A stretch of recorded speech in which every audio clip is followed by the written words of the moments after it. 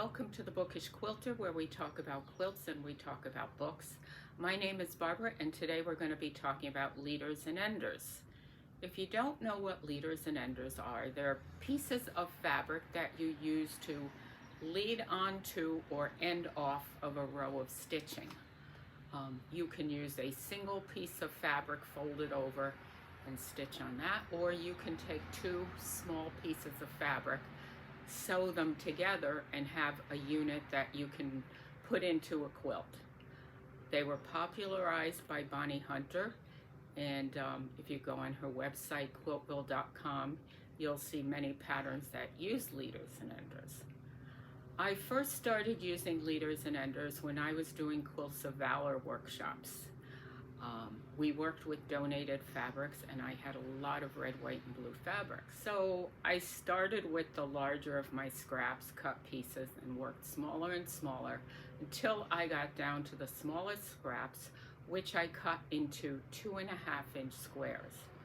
I stuffed all those 2.5-inch squares into a Ziploc sandwich bag, and then when I had time, I pulled out the scraps, pulled out the sandwich bags, and started making 16 patch and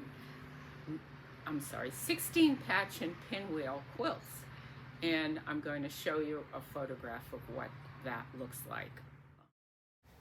One of the best features about using leaders and enders is how much thread it saves. You're not cutting the thread between pieces, you're just starting with another piece, and it saves you a lot of thread, but more important, saves you a lot of time. You'll be surprised how seldom you'll have to stop to rewind your bobbins. Leader and ender projects are very easy, and they're a lot of fun, and they take on a life of their own. You can not only do them as you're making another quilt to use them for their leader and ender purposes to start and finish each row of stitching, but they're so much fun that you tend to just give them a life of their own and sew those little pieces together into a quilt. I have a leader and ender quilt behind me.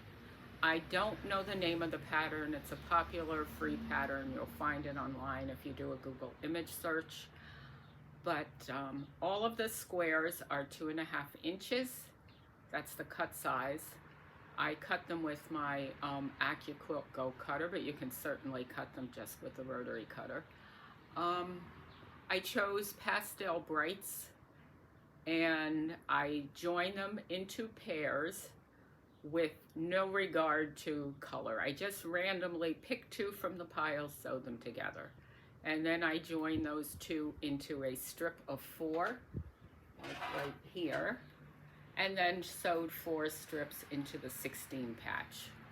The alternate blocks over here are constructed from 4.5-inch white squares with 2.5-inch squares in the corner that I just stitched and flipped.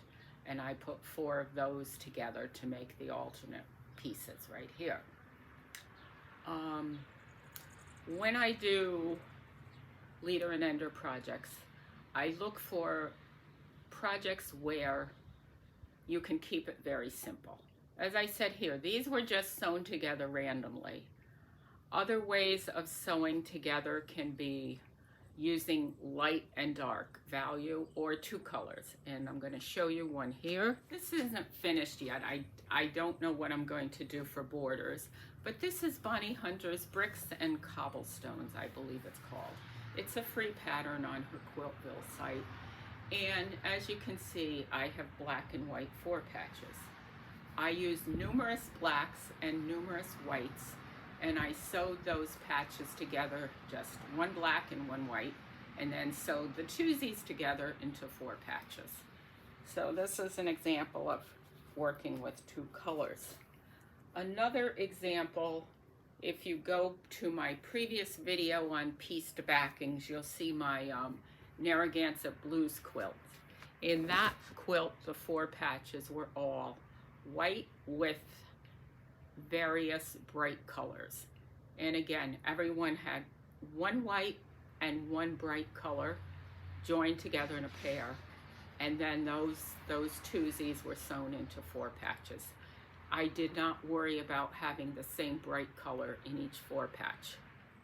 This is another random pieced one. These again are all 2.5-inch pieces. This is a wall quilt. It's a little narrow to be a table runner, so I turned it into a wall quilt. The colors were inspired by sunsets where I live. Sometimes we get magnificent sunsets with various shades of purple, orange, yellow, and aqua. And this is all batiks. And one day I hope to do a project on doing strippy quilts using this diagonal piecing. It's very easy to do, and I'll show you how to do the math to determine how many pieces you're going to need to have it pieced on the diagonal. I've done a big quilt like this. Actually, the quilt I made for my bed is a strippy quilt with strips just like this. I used a jelly roll. I also have a quilt from about 1890 to 1910 that has that same pattern. The squares are a little smaller, and it's worked in typical fabrics of the era. This is my most recent leader and ender finish. You don't have to use squares or rectangles for your leaders and enders. In this case, I used half square triangle units.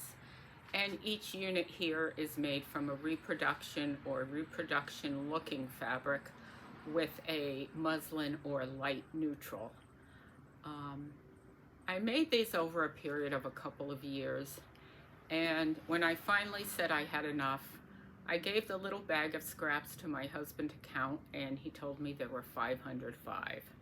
Well, I calculated how large of a quilt I can make using 505 of these units. They finish at 2 inches each, by the way, and it wasn't large enough for what I wanted. So I just looked online for free patterns that would use neutral colored square pieces to fill in. And I found this Ocean Waves variation. It was a free pattern from the Fat Quarter Shop.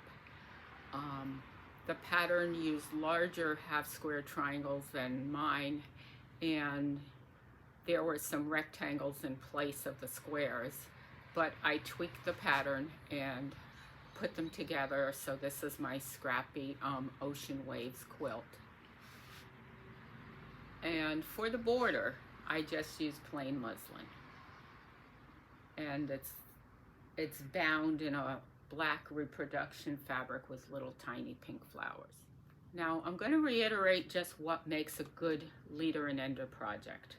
It's simple pieces, either random or 2 colors or 2 values, and rather small pieces. I tend to work with 2 or 2.5-inch pieces, but you could do what you want.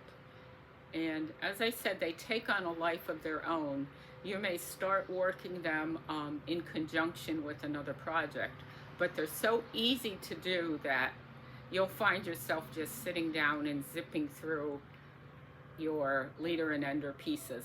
And it's a great way to use small scraps.